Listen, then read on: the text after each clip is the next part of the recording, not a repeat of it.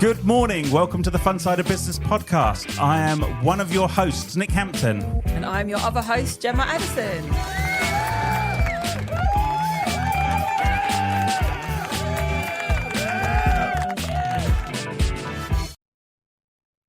Good morning, Gem. Morning, Nick. How are you? Amazing. Good. Happy. As always. The weather is shit, but we live in the UK. So just get used to that. Sunny in this room, though. It's always sunny when you're around, right? You don't What a know load of that, bollocks. Anyway, right. Right, so today, and do you know what? Why don't you introduce our guest today? No. Why do you always have to break? It's routine. Yeah, I know, but No. like variation and change. No. Okay, right. So today we are going to introduce the Queen of Law, the person who is amazing at business commitment, I can add something. continuity, 36 years. staying power of 36 Yeah. years. It might be 37, but we're gonna go with 36. 36 years. 36 years, the Queen of Bateswells and Braithwaites, Denise Head. Woo! What an introduction. Thanks, What an guys. intro. Crikey. There we go. So morning, Denise, how are you? I'm good, thank you. Thank you for having me. Good to be here. Thanks for joining us. And finding it so well. Oh, let's just skip over that very swiftly, shall we? Moving on. Yeah, Moving on, Moving yes. swiftly on. So, Denise, how is your sense of direction? No, all right, okay, let's move on.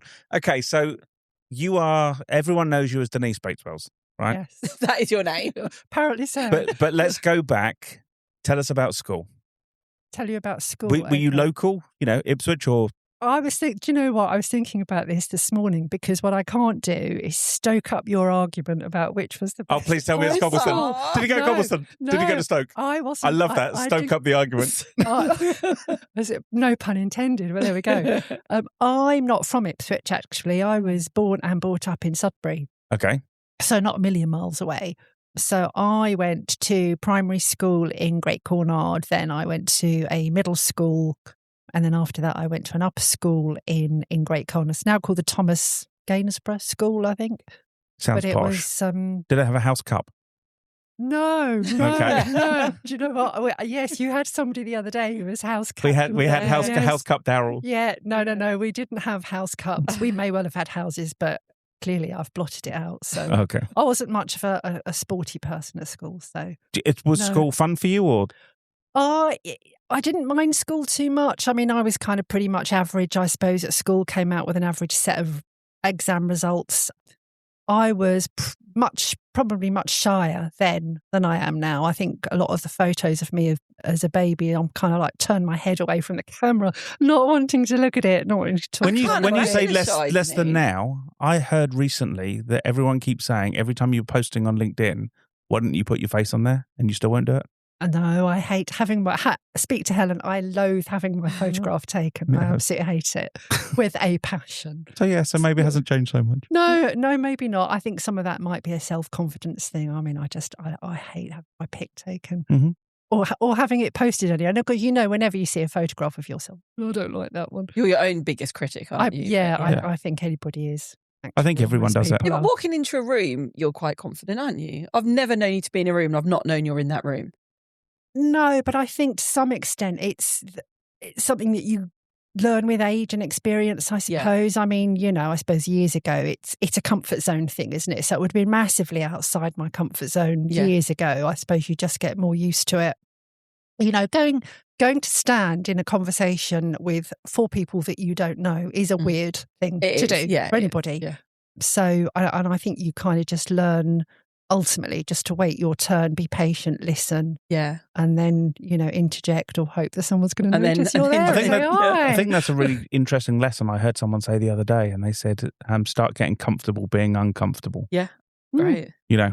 because that's the thing that's going to push you. Well, you're never going to grow otherwise, are you? You're just going to remain. Yeah. Correct. I think Okay, that's so right. so average set of grades. Average set of That's grades. shocking me already. Is it really?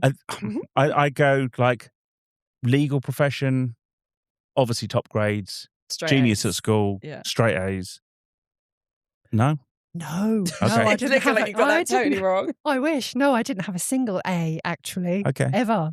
So you have to help us Ipswich people, Mm-hmm. because we don't really understand like lower school and middle school and upper school. Okay. It's like a weird villagey thing Is that it? happens. I Yeah. think it might be partly a generational thing as well. I hate to say so. Denise, you are not a day over 35. Bless your heart, will Nick. not have I it. love you Yeah, we're forever. the same generation. Oh, hang on. We introduced us 36 years at Bateswell, so yeah, probably that doesn't quite work being 35. She started when she was 1. Maybe Yeah. she inherited. That's it. Yeah. Yeah. In your inheritance. Genius. I Yeah. was a genius. That's it. Okay. So like upper school, was that O-levels or GCSEs? Yes. So upper school started at sort of 12, 13. Okay. And then so that would be equivalent to what is now years 9, 10 and 11. Okay. And then sixth form Okay. at the same school. So I did 3 A-levels, which were also pretty poor. And when I told my husband what the results were, he said, "You lazy cow." I didn't do a huge amount of work. So yeah, it was not the best set of A-level results. So was it a case of you struggled, or was it just a case of like, that kind of education wasn't for you? Because we've had it a lot with our guests where they kind of go like academic learning didn't interest them, and because they had no passion for it, they didn't really do it. But give them something practical to do and they would excel at it, or they could understand the why. Whether there were other distractions, we had quite a strict upbringing.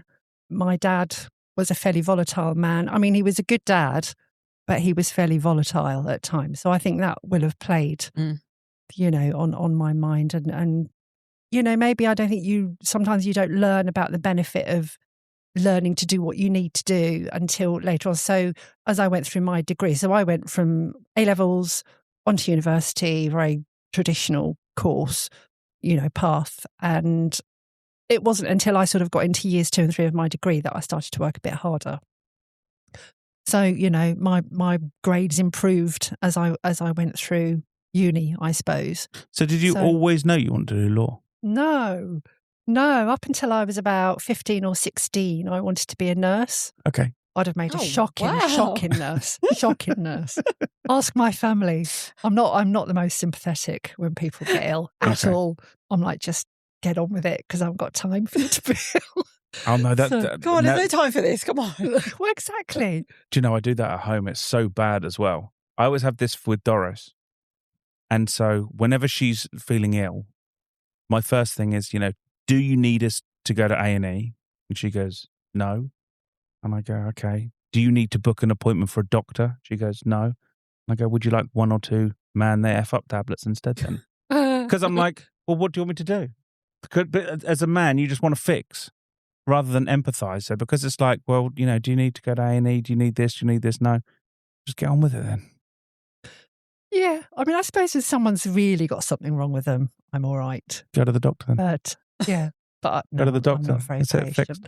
I sent my son to school when he was complaining of a tummy ache. He was in year 6, and it was like his last day of primary school.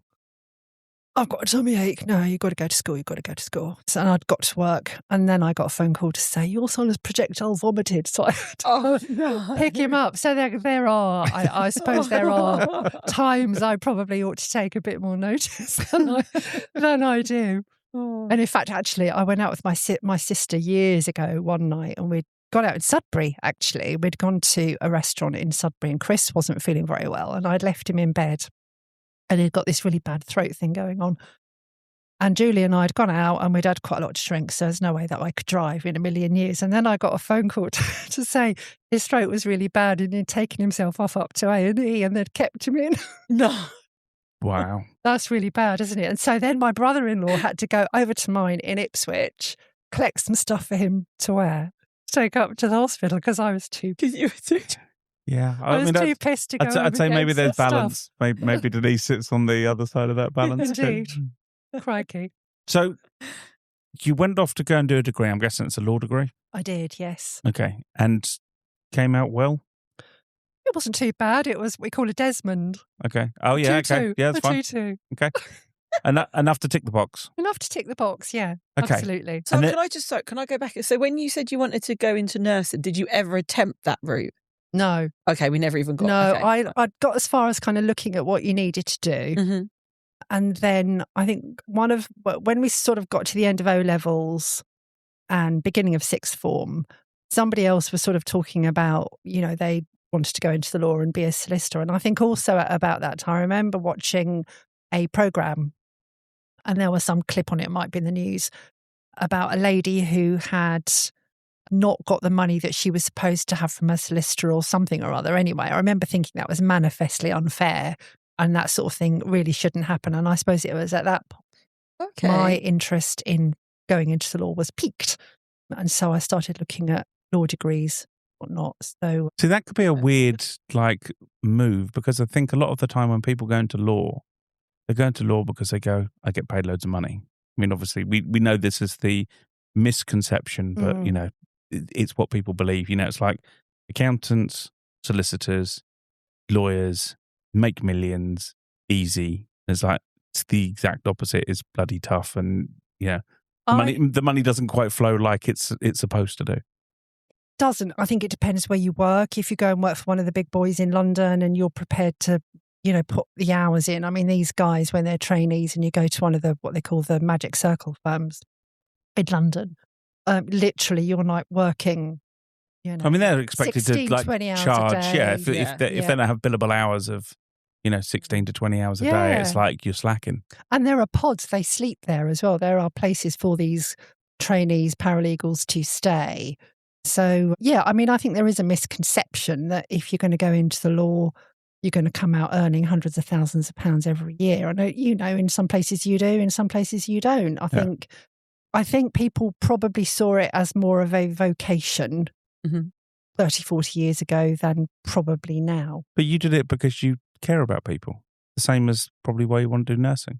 Until you realised you didn't care that way. You didn't care about someone being people. ill, but you care about people being treated unjustly. Yeah, I think maybe it's because I'm a middle child. It's what's fair, and I think I wasn't treated fair, so it is about a concept of fairness, isn't it? Yeah. And people coming out with what they should have, whether it's a fairness in divorce proceedings or a decent award because they've had an accident, or Scott acting for parents in children's proceedings and making sure that children are okay. At the end of the day. Okay, so you've left law school. She's got her too. Because that's the thing. She's got the Desmond. The Desmond is completed. And then what happened? So during my degree, I did what was called a sandwich course. So it was a 4-year course as opposed to a 3-year course, which meant that I did 2 periods in industry. So I did 6 months at a firm called Steed & Steed in Sudbury, who are no more, because that's where I was living, and so that was easy. And then I did my second stint, Bates, Walls and Braithwaite, actually. Okay. So that was in 1987. Did 9 months there, went back to uni, finished my degree, and then went back. Well, you then had to do a year after that it's now called the legal practice course. It was the Law Society finals then. So it was literally just cram learning for a whole year. You got like a stack of papers 6 inches thick. You had to learn them for the end of the year. You did exams from Wednesday afternoon to the following Wednesday afternoon. So that was like a week. So we did this practice course. And then after that, you go into a firm, start your training contract. So which area of law interested you originally?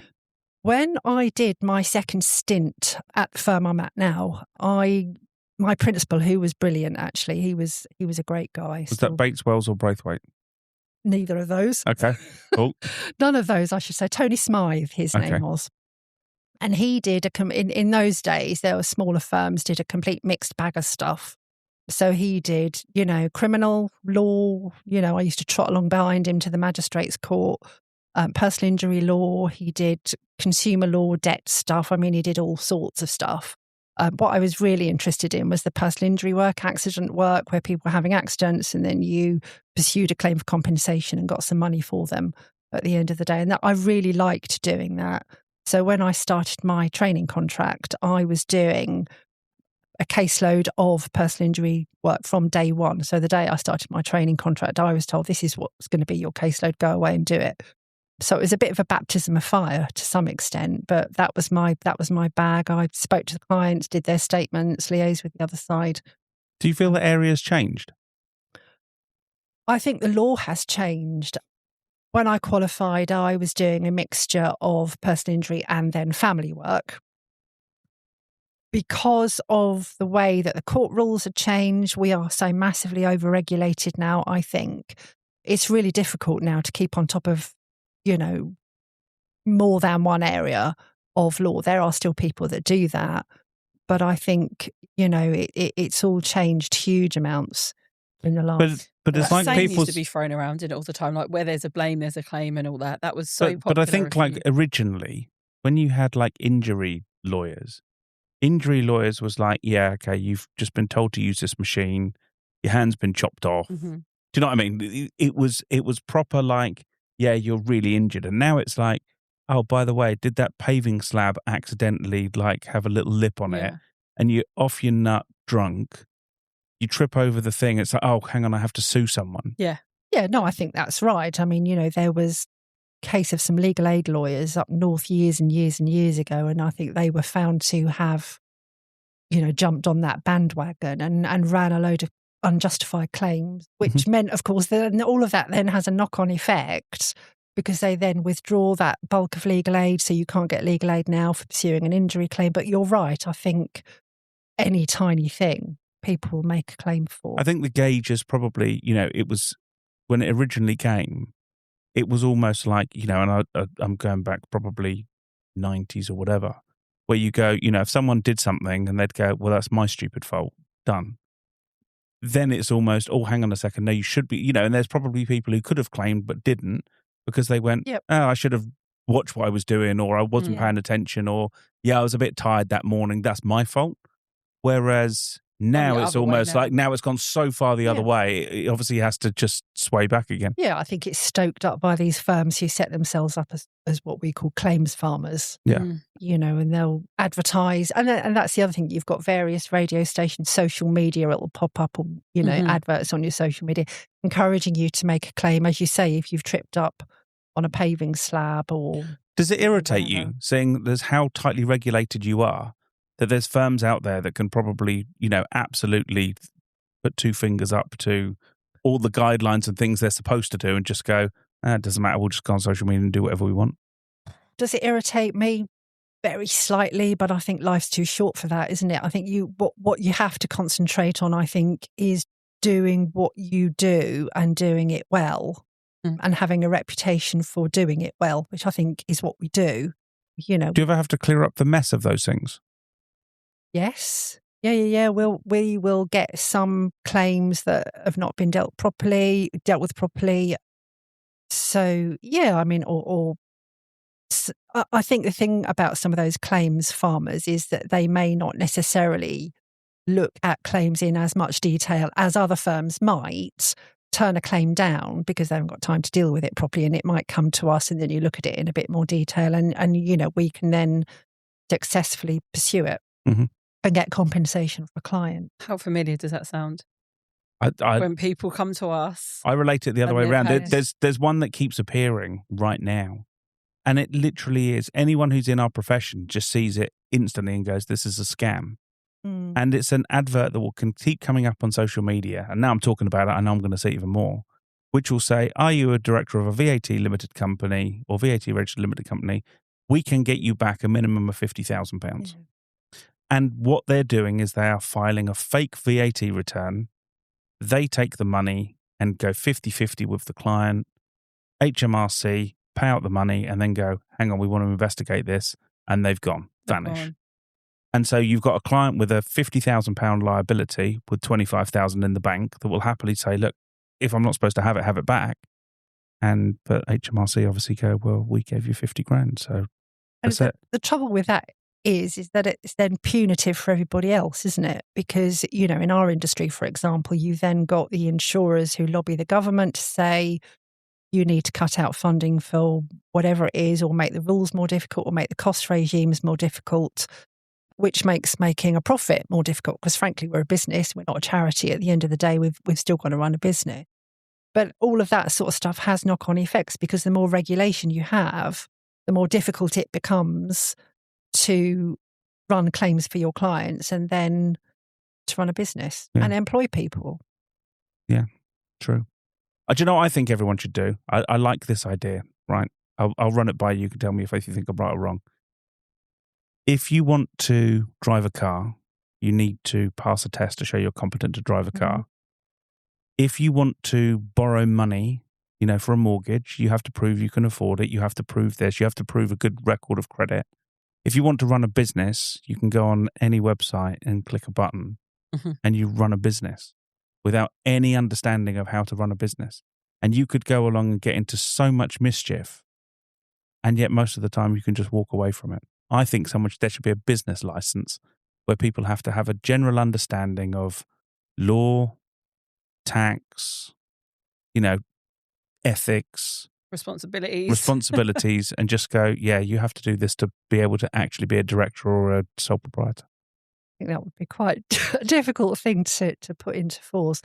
I think it sounds like a good idea. I do think there are downsides to that, though, because I think you'll have some people who are natural entrepreneurs who probably couldn't address any of that stuff. They might just not be minded enough to think about what's the law, what's the accountancy stuff, what are the regulations. Yeah, but I don't think to be an expert in it, but I think just to understand. I mean, this is the silly thing. It's got so bad that we have to, on a confirmation statement for a limited company, we have to get the director, or when it's formed at least, we have to get the director to certify, to say the activities that they're going to be doing in their limited company is lawful. Wow. And you go, sorry, someone who's decided to break the law and set up a limited company, they're really going to object to putting a tick in a box, aren't they? Absolutely. Oh, yeah, definitely. Lawful, sure, whatever. But yeah, it's horrendous. I mean, but again, if you ask someone and said what's lawful and what's not, most of the time they won't even know. No, I think they probably wouldn't. And you just think, well, this is insane. And that's the thing. I don't think people have to become an accountant or they don't have to become a lawyer, but to understand things like, you understand that if you employ staff, you must pay them. Or if you do this, or, you must make a deduction and give it to HMRC. It sounds silly, but we see so many people. It's like, oh, yeah, well, who's so-and-so? Oh, well, they said they're self-employed, so we just pay them a set money every month. It's like, you have to make deductions, and HMRC, no. And you just go, but there's no one to tell them. There's no rule or regulation to do it. People just go and do it. No, but then I suppose there's also the argument, isn't there, that if anybody then starting up a business might think, bloody hell, that's just too scary. I can't be bothered with Guess all what? of that. I would like to see 20-30% of people who run businesses not be allowed to run businesses. Maybe. That would be nice. I suppose that's the other thing about, going, back to where we were about youngsters going into the law or anybody going into the law.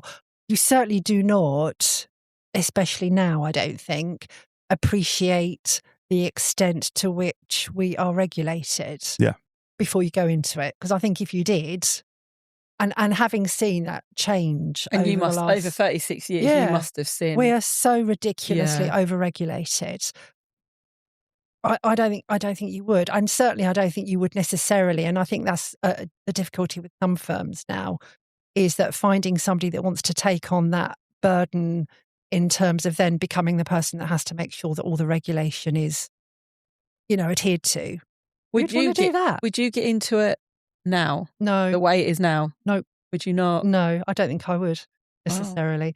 I think I'd probably, and it's completely different to nursing or law, I'd probably go into something arty, I think. Okay. Because my dad was a sign writer. Okay. So he was a proper old-fashioned sign writer, he used to paint signs. And I quite liked art at school. So I think actually if I could go back, I would probably do something more creative. Yeah, I think so. So you and Chris... Couldn't learn anything, but... how did you go from was it just a natural progression? So you've obviously gone and joined Bateswells. Yeah. How have you got to being the queen and the supremo? Queen. Well, the final boss, the final boss, that's it. As I'm called, which I hate. How did I do? Oh no, that's like Mel's magic pillar, isn't it? I'm going to call her the final boss from now. Yeah, okay. Yeah, I know. I shouldn't have said that. Should I? Yeah, you definitely shouldn't have said that. I should have kept completely silent about that. It's out now, and it's not. It's either that or she's absolutely been studying all the podcasts, and she's just going to go, what would I love everyone to call What you do I wanna from be now on? called? I Yeah. They seriously do call me that. They do. Okay. So how did I get? So I became a partner in 1998. Okay. So that must have been pretty quick. I suppose it was. I mean, I was whatever age I was then. I'd been 15 offered. by my maths? Yeah, 12. yeah. 12. 11. 12. 11. Yeah, that's it. Yeah. So I had actually been offered a partnership the year before, and I was literally about to go off on maternity leave Okay. with my first child. And I was offered a partnership, and, that I suppose, that was quite a big thing then, and it was all very flattering. But, you're going off, you're having your first baby, you don't know how you're going to feel when you come back. And obviously I was going to go back to work, couldn't afford not to. But I wanted to go back, or have the potential at least to go back part-time, and sort of suggested that I might want to do this. And I was told, well, you either come back full-time or there's no partnership. So I said, no partnership, thank you very much. So I turned it down because I wanted to be able to have that option, because you do. So went back to work, was doing 4 days a week. And then the following year, I was offered a partnership again. And I think it was on the basis that there was a guy who was about the same qualification as I was, who was also offered a partnership. And I think they kind of realised that they couldn't offer him one and not me. That would be slightly poor. So I became what was then, like a fixed share salaried partner in 1998. And then our then partners retired in 2007, I think it was. So I took the firm over with a guy called Andy Tall and another partner at the time. So it were three of us. Bizarrely enough, I feel like I know Andy, having never met him. Oh, he was quite well known. I know it's a in weird the property thing. world. No. So I have my nan and granddad and mum and stepdad who all swore by, oh yeah, Andy at Bateswell's. Yeah, Andy at Bateswell's for everything. Oh. Yeah. Well, he was like, he started off life, I think, at Turner, Martin and Symes.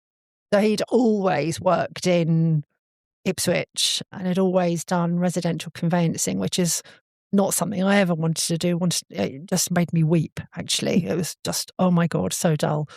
So that was his bag. So so we took the firm over in about 2007. What I mean by that is that you then kind of buy out your partners who then retire, take it over, and then move it forward there. So that's kind of how that evolved. But I mean, again, I suppose by then I'd got married, got divorced, had 2 kids, got remarried, had another child. As you do. Well, indeed. So I kind of fell into a partnership by default, really. Okay. It wasn't something necessarily that I had ever envisaged when I started out on this road. And I remember when I was about 11 or 12 doing the ironing at home, and I remember my dad. As a partner at Bateswell's, obviously. Of course, obviously. Yeah, I started out by then. Yeah. She's been there a year by now. But my dad said, "Oh, you'll make someone a lovely wife." And that's kind of, do you know what I mean? That sort of thing sticks in your head. So you never really kind of think, I'll be a partner of a law firm. yeah, no, absolutely. That's So kind of how it hang on. was. So It was you've quite gone through. traditional, So you've man. now gone through also 2 marriages, Yeah. 1 divorce at this Yes. point. Okay. Yeah, only the one. I'm still only on Okay. the one. Hang on. So I'm going to ask this question. Everyone probably knows this, but I have no idea. Chris, Mm-hmm. husband, Yes. but don't have his name. No. Okay. Yeah. Okay. No, I understand. No. Or do you know what? I don't know if you two had just never got married or what it was, but I'm like, No. but it feels like you two have been together for ages, and so it just felt weird. 25 years.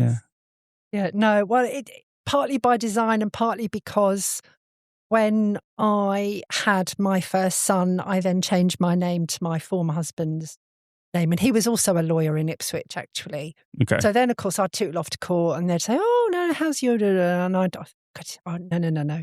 So I changed my name back again to my maiden name, which is what Head is my maiden name.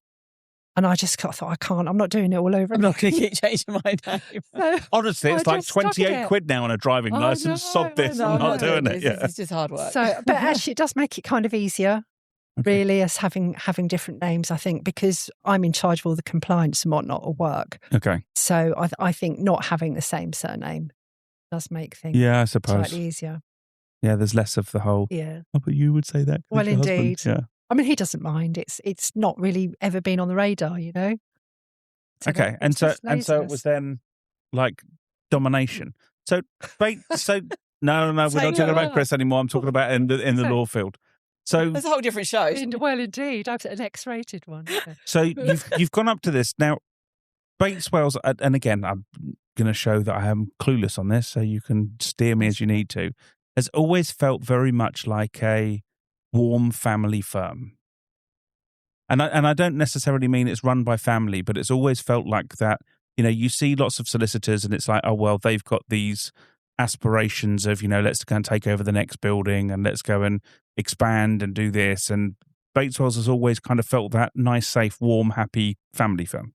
I think we are, and we very deliberately tried to, I think, nurture that impression as well through some clever marketing over the last Obviously. 3 or 4 years. Hashtag Helen Couch. Indeed, absolutely. Yeah, I mean, we used to probably offer a slightly wider remit of service than we do now. But what we know that we are not, that's not very good grammar, but anyway, we're not a big shiny, we don't have a big glass shiny building. We're not corporate, we don't have a corporate image. But what we do very deliberately try to put forward is that we look after people's personal legal needs. Mm-hmm. So I was watching the Take That documentary over the weekend, and I think it was about angels, and I think Robbie Williams was saying hatches, matches and dispatches. And I thought, I really like that, because I think we are a bit like that. Mm-hmm. It's from early needs through to, end of life planning and all of that stuff. And it's about what people need on a personal level, as they go through buying a house, getting a divorce, that's not a good thing. Sorting out their children's arrangements, sorting out their wills, their life planning, what do they want to do for their kids, all of that kind of stuff. It's what everybody needs in their everyday life. And I think that kind of translates into the way that we operate in terms of how we react with our clients, but also how we operate internally. So we're not, we've got a young lad that's just starting with a paralegal. And I swear to God, have you got a pod for him? Tell him to do 16 to 20 hours. Yeah, welcome to the new magic circle. There you go. You sit down there. Yeah. In the basement, which is where I started life. Yeah. But he is the best dressed person in the office, I swear. Okay. He, bless him, he puts on a suit when he goes to Hadley with Zoe. He's just so smart. What I mean by that is that we're quite informal. But I think it's the direction that business is going. Well, it is. And I think also post-COVID, I think we're slightly even less formal than we were. And that's kind of a very deliberate thing. I think actually clients like to know that you're human and you've got your own stuff going on. And if they come in to see us, they see us. They don't see a team. We deal with their thing. Well, what they're coming in for is so personal. Well, it is. For them to feel that comfortability as soon as they walk in the room is so important. So do you guys do a load of trial stuff or not really?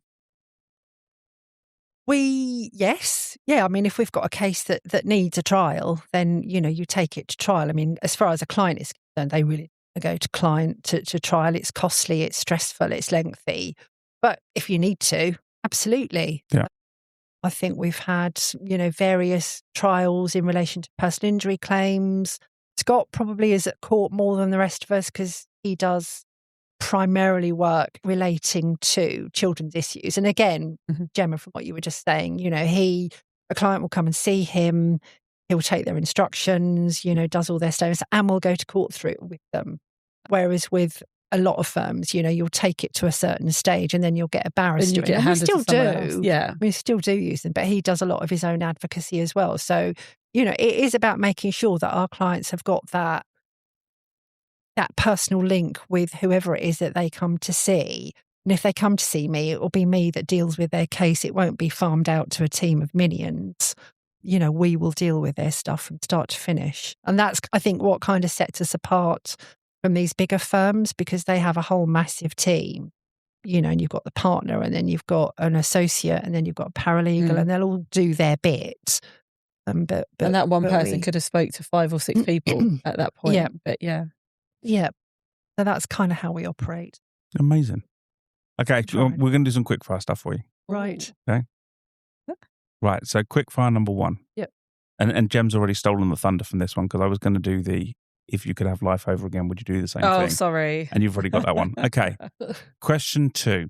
Yep. Would you suggest someone get into the legal profession? Yes. And what would their drive have to be to do it? To make a difference or to earn money? From a personal perspective, I think it would be to make a difference, to offer a service to somebody who needs it, to make a difference to their lives. Okay. That doesn't sound too trite. No. Good. At the end of the day, this is your personal answers. There's no right or wrong, but it's the same as like, when you have people in nursing and they go along and say, do you know what, you have to want to care. If you're here for the money, you may as well just stop your profession now because My sister is a nurse and, they do amazing jobs. they do, but they have to care. Yeah. Do you know, I was absolutely. with my friend last Friday and she's an HCA and a nurse and cares for the elderly. Mm-hmm. And she said that they've got someone in there right now. I'm going to try and leave politics out of it, but I get quite emotional because it's my friend. Mm-hmm. And she said that because that person is kind of protected as an asylum seeker, he keeps having people bring knives in for him. He's got knives in the room and there's nothing they can do about it. Gosh. And that was like, and he's abusive, he's insulting, he, everything else. And then she's like, yeah. And I said, honestly, just get out, report it, do whatever you need to do. That's really scary. Isn't It's horrible. It's horrible. But there she will be, and even if you kind of take that out of the equation and just say, imagine someone with Alzheimer's or whatever that kind of thinks that this nurse coming in to look after him is actually there to rob him or whatever. But they'll take abuse, they'll take this, they'll take that, and they'll still deliver the top level of care that they possibly can. And there aren't enough of them. And it's a bit like any public service. And, I include the court service in this. There's not enough funding. So, the court system is on its knee. So you were talking about a trial a minute ago, you'll have personal injury trials where somebody's waited sometimes a year, 18 months for their case to be heard. And then it will be pulled last minute because there's no judge. Yeah. So we had a notice for a trial in the other day, and the trial of this is going to be for 5 days, but not until May next year. And they've been waiting for that date for about a year. That's crazy. It is bonkers because there's just not enough money. But I guess the same thing. It's such a distress and time. You're having to. You can't kind of close that chapter or end that until it's with children's work, you'll make your application and you may not get a first hearing until 3 or 4 months. And by then, somebody may not already have seen their children for 3 or 4 months. It's nuts. It really needs a good overhaul. I think everything does. It does. We can go back to nursing and just, I remember someone looking after my father-in-law, and she said the problem is that we're almost driven that 50% of our work is filling out paperwork. Yep. Well, it's they said, bureaucracy and regulation. We're there literally. All we are there to do is to try and care for the elderly, which is the right thing to do, to be there for them, with them, help them and support them, or go and fill out a tick box exercise. Yeah. But unfortunately, if they don't fill out the tick boxes, it's... Well, and social care, they see this in care cases, but they spend so long on the bureaucracy because they have to, that it then detracts from the care that they're able to give the clients. Nuts. It is. Okay.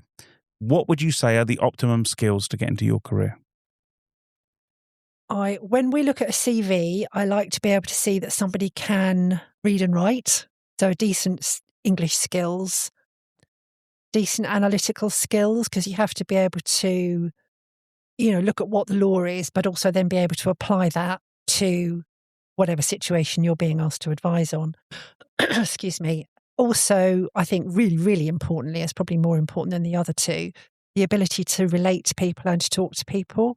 And I think certainly, the training that I had from my principal was that he was able to talk to anybody on any level, whoever they were. And I think that's a really important skill you have to have, because if you can't do that, you can't relate to clients, you can't talk to them, you can't get the best out of them, and you can't get their instructions. And if you haven't got their instructions, you can't do a decent job. So you have to be, it's a people profession. We're offering a service.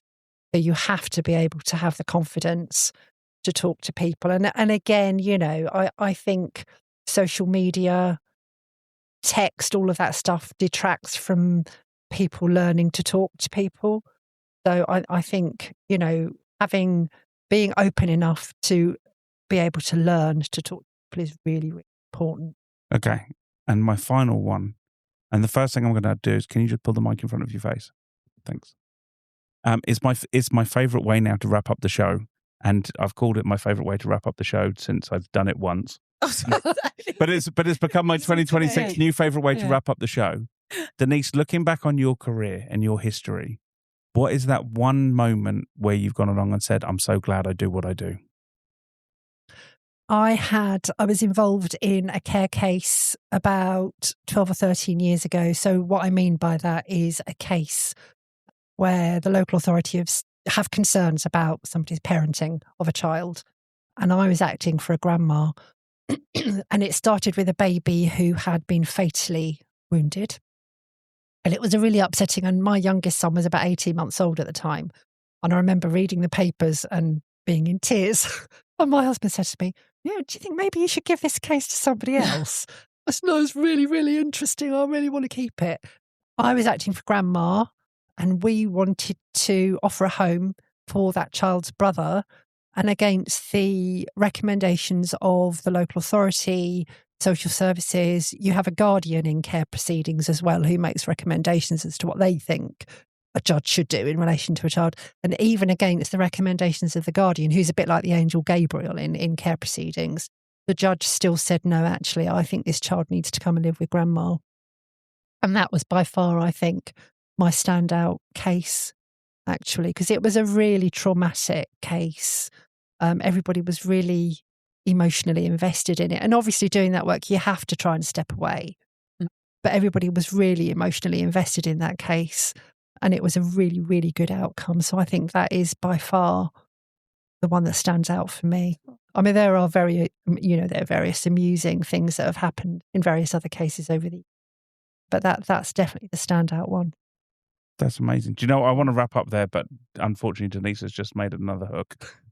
What's the funniest one that's happened? I have to. You've got to. She can't say, there's been some really funny cases. And I'm like, all right, we've got to talk about it. Well, some of them are like, when clients. And I've got a follow-up. Hang on, let's do the follow-up for that one.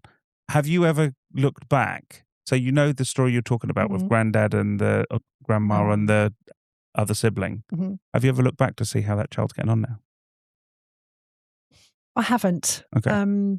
Because you kind of, it sounds awful, doesn't it? But you lose contact with that client once. You kind of have to do the very best that you can at the time. Well, you do. Yeah. You have to step back and you have to do your best. I would love to know how he's doing, actually. I think indirectly I have heard that he was doing really well. That's amazing. Which is really good, actually. Because you never know. Maybe you get a thank you card on his 18th birthday. Maybe. You never know. But it was an amazing case. Okay. And now we need the funniest one. The funniest one.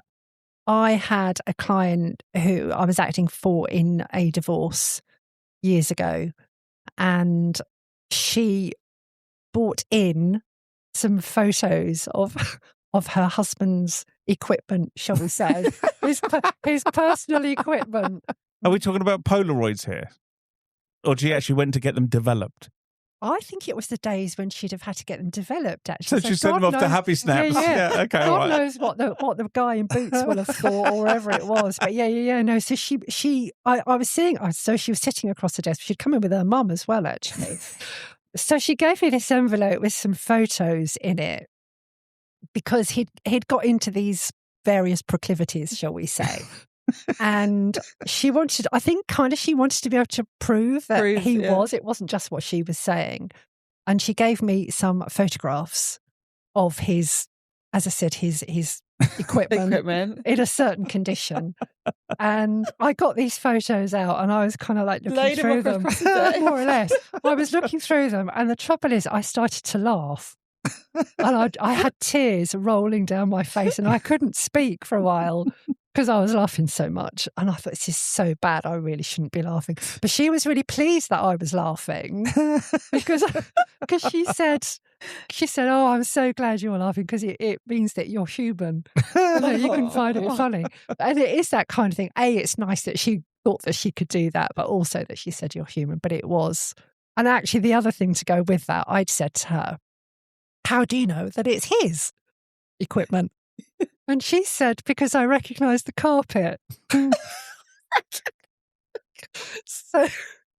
So bless her heart. She brought in these pictures, yes. But imagine opening up a file and you start picture after picture. Can you imagine that, where you'd like going to trial and have to hand around the jury? Yeah. Well, fortunately, it didn't get that far. We didn't have to use them. Well, of course it doesn't. It's the ultimate thing. It's like, Mr. So-and-so, you've got two choices. One, you can settle and agree to what we want. Or two, these pictures are going across the jury. Well, do you know what, though? I did have a case where it was a children's case and I was acting for a bloke who had given me all of these porn mags. And I had, for various reasons, but I had to exhibit some of the pictures in a court bundle. So we had to photograph them, and then we went to town with our yellow stickers to stick them over bits. So we thought, we can't put that in a bundle and expose all those bits. So it's just to kind of, demonstrate the idea. But that was there we go. Slightly dubious. Who said the law was boring? There we go. You want a bit of family law, it's probably slightly more interesting than a lot of cases. I don't know. Apparently there's a lot of cases where people are pointing to different things. Yeah. Well, indeed. Especially when you have those pictures floating around your table. Right, anyway, on that note, Denise, thank you so much for being in. You're welcome. Thank you for having me. You've been a pleasure. Thank you. Thank you for listening to the Fun Side of Business podcast, brought to you by NEIT for any of your IT requirements. Why not catch Nick and Jem on the Extra Slice, available to all our subscribers? Thanks for listening.